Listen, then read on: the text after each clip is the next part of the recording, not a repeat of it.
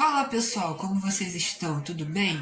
Cara, queria compartilhar uma coisa aqui que eu tava pensando, uma experiência que aconteceu comigo durante essa semana.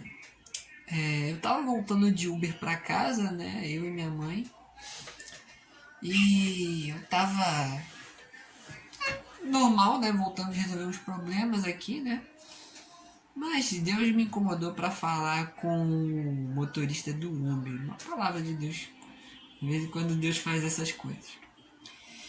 E aí eu fiquei pensando assim, falo, não falo, falo, não falo, tá bom. Quando terminou a viagem, né? Eu falei com, eu conversei com ele, né? Tentei falar o que Deus tinha falado no meu coração, mas parece que ele estava com muita pressa, né? De sair e ele não me ouviu muito bem. Então eu fiquei, depois daquilo ali, eu fiquei pensando, perguntando com Deus assim: Senhor, será, né, que foi coisa da minha cabeça?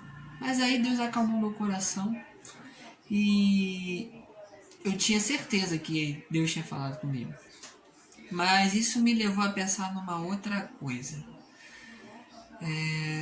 E eu até postei um vídeo no Rios essa semana ainda sobre isso. A gente às vezes anda tão ansioso e o motorista ele pareceu muito ansioso, preocupado, um monte de coisa, agitado, né? Mas, enfim, às vezes a gente anda agitado, preocupado com muitas coisas. E o que me veio à mente foi a passagem de Marta e Maria, quando Marta estava preocupada em fazer um monte de coisa, várias atividades, e Maria estava sentada aos pés do Senhor.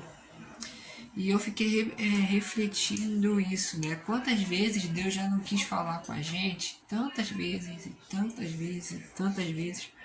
E a gente tão ocupado, né? Ocupado demais para ouvir a voz de Deus, ocupado demais para buscar o Senhor. Esse tempo de pandemia fez com que a gente parasse para realmente ouvir a voz de Deus. Muitos entenderam o recado, outros ainda não. Então eu queria que com essa palavra simples e curta você refletisse, né, nesse período. Será que o que tem ocupado a sua mente? Você, às vezes, a gente às vezes anda tão ocupado fazendo tanta coisa, ou construindo tanta coisa, pensando em tantos projetos, tantos sonhos, vendo tanta coisa e apenas uma coisa necessária, né? Às vezes até coisa boa, e coisas boas afastam a gente de Deus também, né? Então, assim, o que tem te ocupado? O que tem ocupado sua mente? Como é que você tem ocupado seu tempo?